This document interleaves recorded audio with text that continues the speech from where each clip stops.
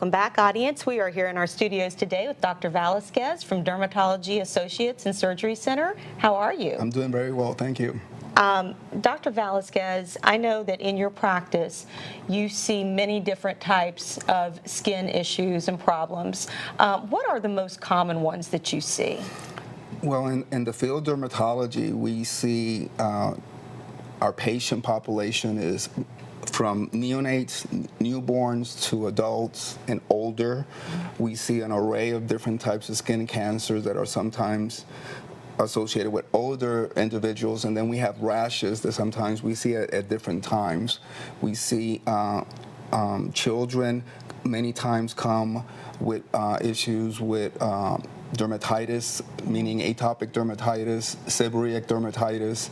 They have situations where we have issues with fungal infections, and many of those patients, when they come and see us, unfortunately have had these conditions for a long period of time.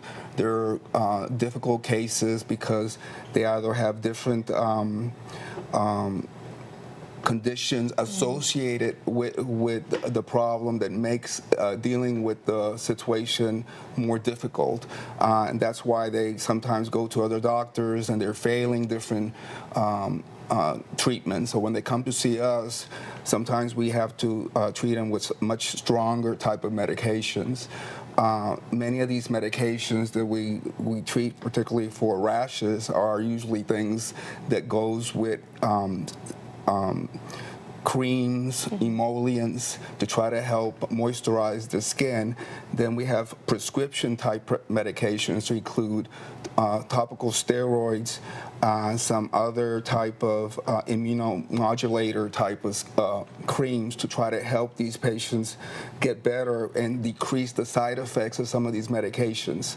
As patients get older, sometimes we start seeing things like psoriasis, and there's an array of different treatments that are developing to include different types of creams. There are medications to include pills and some injections that are now available for these type of conditions. Certainly we have issues with skin cancers, and we see many of those. In addition to that, we also see children and adolescents with acne type problems, and there's some thought that acne sometimes gets outgrown, and people usually outgrow that type of acne. Right. And that situation many times is erroneous, because we see patients with severe scars that if they were treated earlier,